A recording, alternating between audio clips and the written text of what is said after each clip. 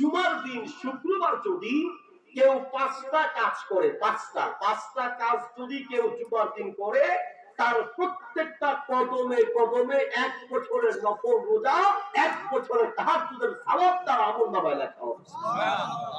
বিশাল কথা, কত বিশাল কথা আপনাকে বুঝাতে পারবো না।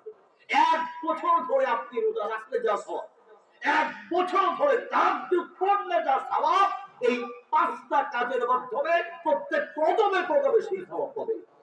1 কদমে 1 বছরের নফল রোজা, 1 বছরের তাহাজ্জুদের সওয়াব পাবে। আর একটা বিশ্বাস রাখতে পারেন ইনশাআল্লাহ।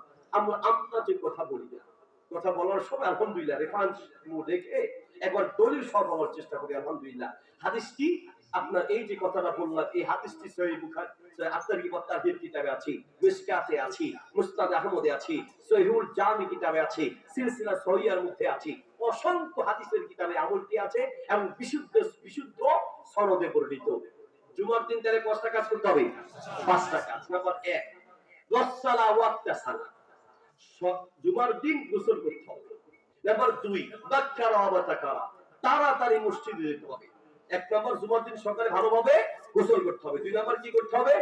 তাড়াতাড়ি মসজিদে যেতে হবে। নাকি খালি 12:30 একটা ইমাম সাহেব খুতবা দেওয়ার আগে আগে যাবেন না, বরং তাড়াতাড়ি যাবেন। নাম্বার 3, মাশা ওয়া লাম ইয়ারকাব, হেঁটে হেঁটে মসজিদে যাবেন, কিছুতে চড়তে পারবেন না, হেঁটে হেঁটে যাবেন। এখন যদি আপনাদের খতিব সাহেব, উনি থাকেন কথার কথা ঢাকাতে, উনি আপনাদের এলাকায় যদি হেঁটে হেঁটে জুমা পড়াইতে আসে, তাহলে উনি 1 জুমায় রওনা দিবে, আরেক জুমায় এসে পৌঁছাবে। ওনার জন্য না, যাদের পক্ষে সম্ভব হেঁটে আসা, তারা হেঁটে হেঁটে মসজিদে আসবেন। 3 নাম্বার। নাম্বার 4, দানা মিনাল ইমাম, ইমামের একদম কাছাকাছি বসবেন। নাম্বার 5, ইসতামা ওয়া লাম ইয়ালহু, খুব খেয়াল করে ইমামের বক্তব্য খুতবা মনোযোগ সহকারে শুনবেন। সুবহানাল্লাহ বলেন।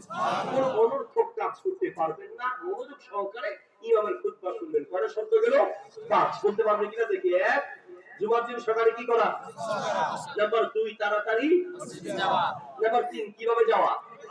নাম্বার 4, কোথায় বসা? ইমামের একদম কাছাকাছি। নাম্বার 5, মনোযোগ দিয়ে খুতবা খুব মনোযোগ সহকারে শোনা। এবং ইমামের কাছাকাছি যে বসবেন খুতবা শুনতে, ইমামের কাছে বসবেন কেমনে? আগে থেকে জায়নামাজ একটা কিনবেন, নিয়ে ইমাম সাহেবকে দিবেন, হুজুর এটা আমার জায়নামাজ, টাকার কিনা, বিদেশ থেকে আনছি, দামি জায়নামাজ, এই জায়গায় হুজুর রাখবেন, আমি জুমার দিন আসবো। আইসা আপনি এখানে বসবেন।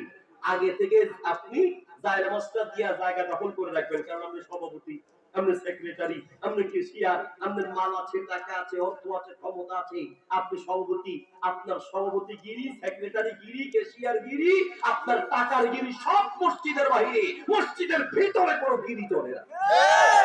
মসজিদের ভিতরে কোনো গিরি চলে না। জানা মিনাল ইমাম, যে আগে আসবে সে আগে বসবে, কাউকে উঠিয়ে দিয়ে সেখানে আরেকজনকে বসাবেন, এর কোনো বৈধতা মসজিদের মধ্যে নাই। মসজিদে কোনো গিরি চলে না। এই 5টা কাজ যদি আপনি করতে পারেন, প্রত্যেকটা কদমে কদমে 1 বছরের নফল রোজা, 1 বছরের নফল তাহাজ্জুদের সওয়াব আপনার আমলনামায় লেখা হবে।